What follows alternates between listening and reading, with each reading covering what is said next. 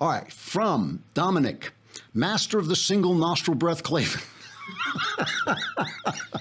I understand the stance that large-scale conspiracies undertaken by the government seem unlikely due to the next-level incompetence of the people who run the show. Right. That, a conspiracy is just two people making a plan. So there are conspiracies, but they usually come at a cropper because people are incompetent. That being said, how on earth does what's-his-name, Barack Obama, and it is hard to remember his name now that his legacy is a smoking pile of ash in the Trump administration, but how on earth does Barack Obama still have such a rich and fervent following despite the serious corruption of his administration that is so glaringly obvious to the rest of us? It's his race. That is why.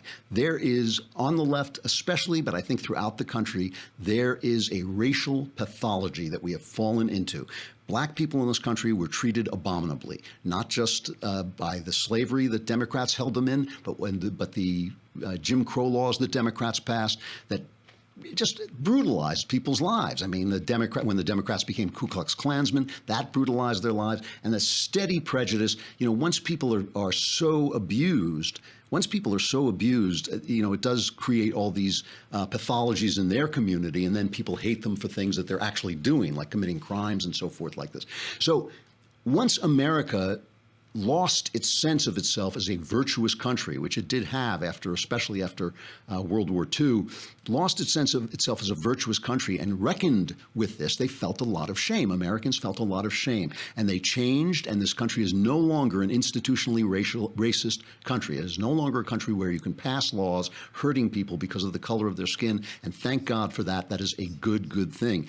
But this shame has made white people especially pathological in their guilt and in their attempt to display virtue. And they display virtue even when it hurts black people.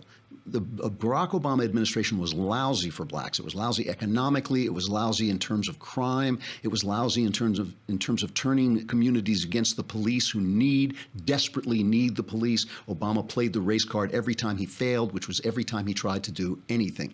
And the left just could not let the first black president be a failure.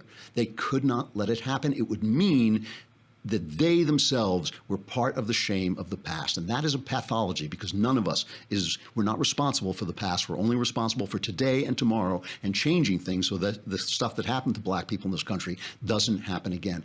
And they cannot let go of their virtue long enough to judge Obama rightly, because it would just mean that their entire philosophy is wrong. And that's why every time anybody criticized him, it's like, you're a racist, as if you can't criticize the president. I mean, if they had held Obama to the standard they held Trump, which is that every word out of his mouth is taken in the wrong way, Obama wouldn't have lasted a month.